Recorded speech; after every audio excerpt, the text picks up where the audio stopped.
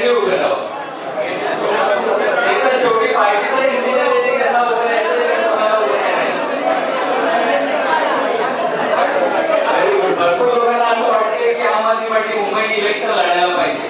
पण आता मला एक गोष्ट सांगायला, या हॉलमध्ये बसलेले आपण हे फक्त 150 लोक इनाम पाहू शकता हे इलेक्शन लढायला. आपण हे 150 लोक फक्त इलेक्शन लढू शकतो का? मुंबईमध्ये 220 सीटे, आपण हे 150 लोक कसे काय इलेक्शन लढणार? इलेक्शन लढायला आपल्याला कमीत कमी प्रत्येक याच्यामध्ये 300 लोक पाहिजे. मग ते आपण कसं काय करणार? आपल्याला पहिलं स्वतः ऑर्गनाइज होऊन आणि जे आपण प्लॅन्स करतो त्याला इम्प्लिमेंट करणं खूप गरजेचं आहे. तर त्यासाठी आपण कसं काय करणार? आता लवकरच मुंबई कमिटी भरपूर सारे विंग्स बनवणार आहे. त्याच्यामध्ये जवळजवळ 28 ते 25 विंग्स आहे.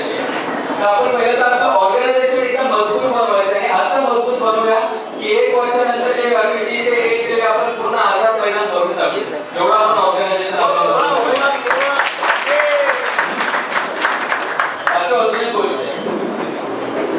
दिल्लीमध्ये जे काय झालं, दिल्लीमध्ये जे काय होतं त्याच्याशी आपल्याला आता काही निर्णय नाही ठेवायचं. आपण आपल्या मुंबईमध्ये आपण काय करू शकतो आणि आपण कसं काय मुंबईला एक बेटर आम आदमी पार्टी मुंबईला कसं काय दिल्लीपेक्षा बेटर करू शकतो आपल्याला त्याचा लक्ष घ्यायचं. मुंबईच्या कमिटीने एक रेझोल्युशन पास केलेलं आहे की तुम्ही कोणते पण कार्यकर्ते आम आदमी पार्टीचे पण मुंबई कमिटीची मीटिंग असेल त्याच्यामध्ये येऊन तुम्ही बसू शकता. दुसरी गोष्ट अशी आहे की ॲज अ ऑब्झर्वर तुम्ही बसू शकता आणि जे काही मिनिट्स होती तर सगळ्या व्हॉट्सअप ग्रुपवरती आणि सगळ्या वेबसाईटवरती अपलोड केले जाते. तर एवढी ट्रान्सपरन्सी मुंबईची कमिटी ठेवणार आहे. आणि तुमच्या सर्वांना अजून एक निवेदन आहे की तुम्ही तुमचा भरोसा ठेवा आमच्यावर. आम्ही तुमच्यापैकीच एक आहोत आणि आम्ही काही चुकीचं नाही करणार आहोत. एवढं तुम्ही भरोसा ठेवा. एवढंच बोलून मी माझ्या 2 शब्द संपवतो आणि आता आपले जे मुंबईचे संयोजक आहे मी त्यांना निवेदन करतो की त्यांनी आपल्याला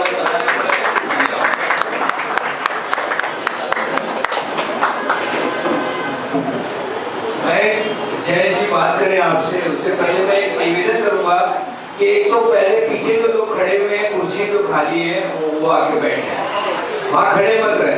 और दूसरा, आपस में कृपया बात न करें। मैं जो कह रहे हैं वो आप सुने। तो कुर्सी की लागत नहीं है।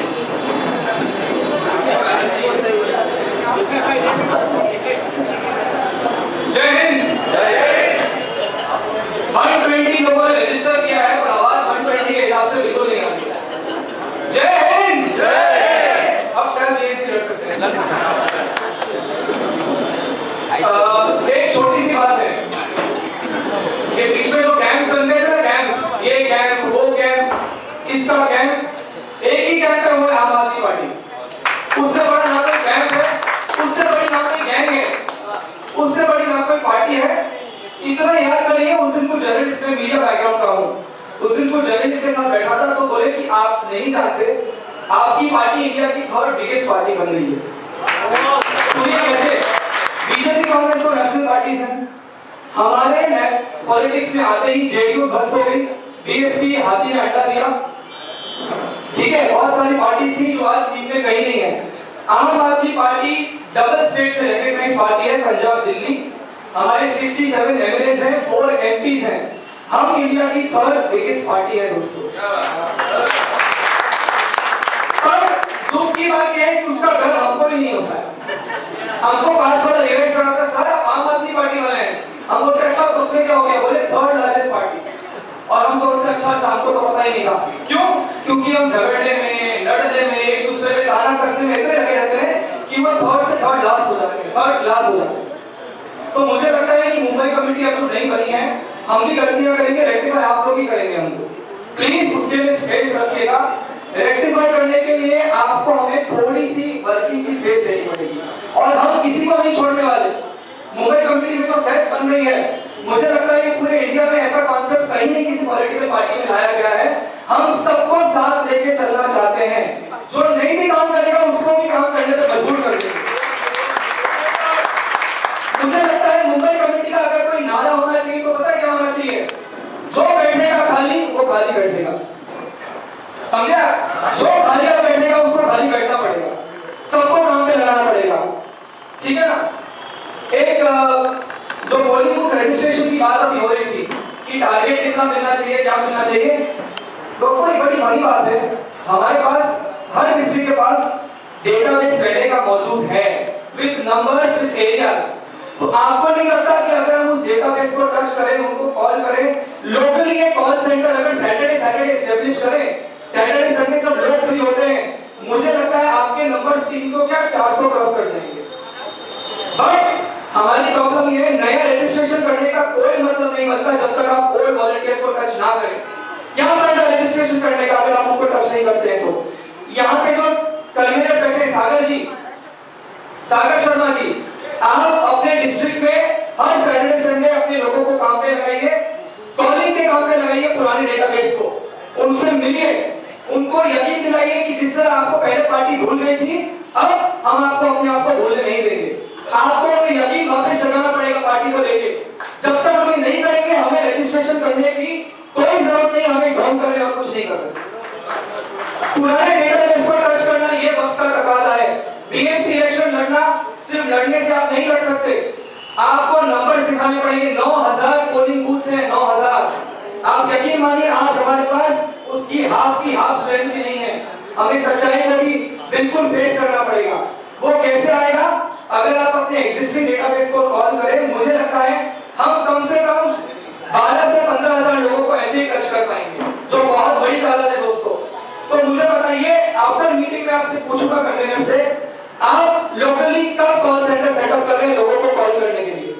ये सबसे जरूरी एक्टिविटी आज हमारे डिस्ट्रिक्ट के लिए। फिर कोई बहाना नहीं चलेगा कि मेरे 35 हुए थे, 50 हुए थे। 35-50 से काम नहीं चलने वाला। अब 100 की गिनती में हम आगे बढ़ेंगे, 50-35 हम पीछे छोड़ चुके। मंजूर? तो ये टारगेट अपने लिए 100 का बना लीजिए।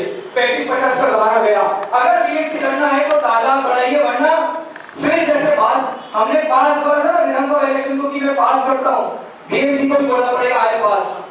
और जितना पास करते होगे पॉलिटिकली उतने इररिलेवेंट होते जाओगे।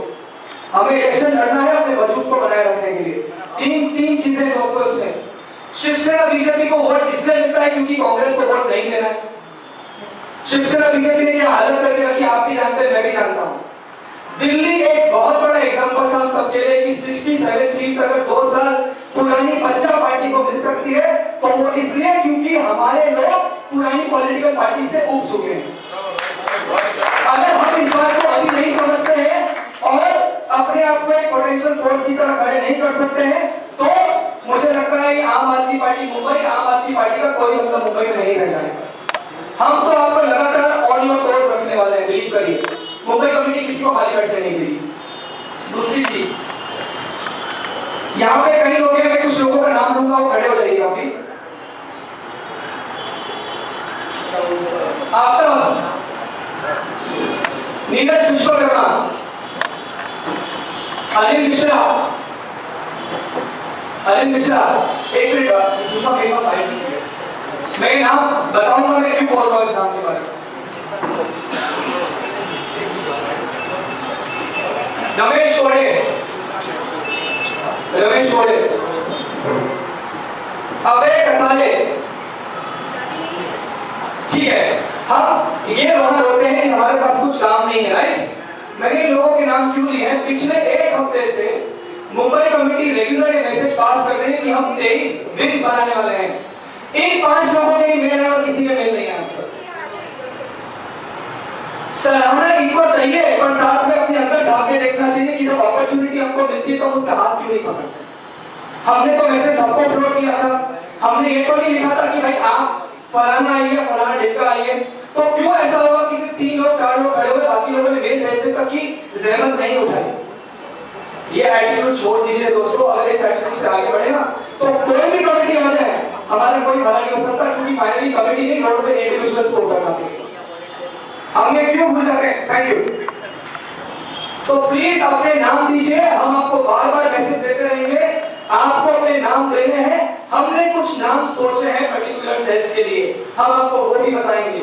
और सेल इतनी बनाई है कि जितनी आपकी सोच नहीं थी उतने टॉपिक्स हमने कवर किए हैं। फिर भी अगर आपको लगता है कि नहीं ये सेल्स कम है, हमारे पास फलाना डेट का सेल होनी चाहिए, आप वेलकम है अपने सजेशन देने के लिए। ये कमेटी बॉटम टू टॉप चलेगी, टॉप टू बॉटम कभी नहीं चलने वाली। बॉटम में आप है, टॉप में हमें, पर इसका मतलब ये नहीं आपके फैसले हमारे सबसे ज्यादा मायने रखेंगे और आप बहुत जल्दी ये बदलाव मुंबई कमेटी में देखने वाले हैं दोस्तों। नहीं, ये मैं आपको प्रॉमिस कर रहा हूं।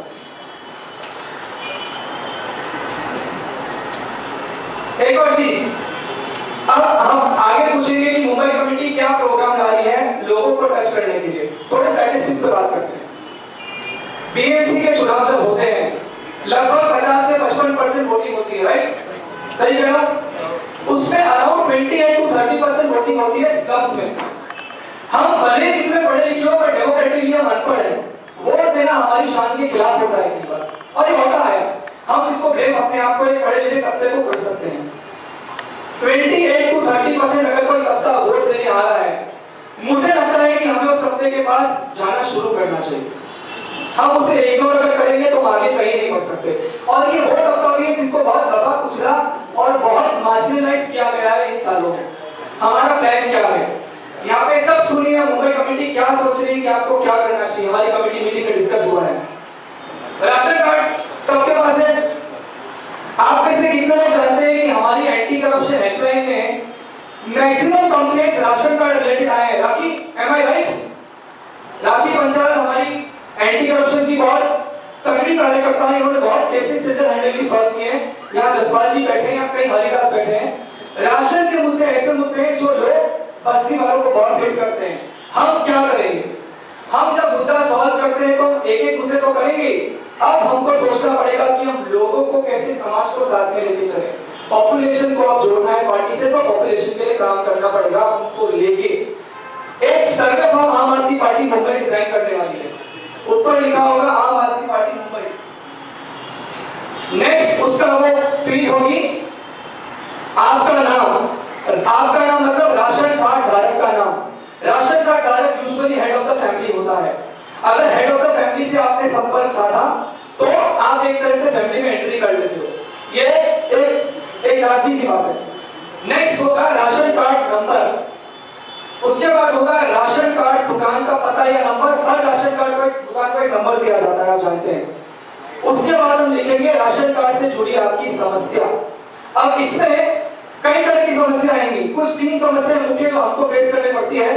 पहला होता है कि राशन कार्ड हमको बनाया नहीं जाता सारे डॉक्यूमेंट्स होने के बावजूद। दूसरा होता है कि हमारी बेटी की शादी हो गई पर उसका राशन कार्ड से नाम हटाना है, पर ऑफिसर बोलते हैं कि उसके लिए आपको 6000 रुपए रिश्वत देने पड़ेंगे। सही है कि गलत है? ठीक है। थर्ड मुद्दा होगा राशन की क्वालिटी, यानी राशन की गुणवत्ता। आप कभी गए, आपने देखा है राशन की किस तरह की क्वालिटी दी जाती है खाने के लिए? किसने देखा है राशन की दुकान पे जाके? बहुत लोगों ने देखा है। Very good. और आपने एक छोटी सी पोटली देखी होगी जो राशन का सैंपल होता है। वो क्वालिटी और जो क्वालिटी दी जाती है उसमें जमीन आसमान का फर्क होता है कि नहीं होता है? ठीक है। तो चौथा आपकी फील्ड होगी राशन की गुणवत्ता या क्वालिटी।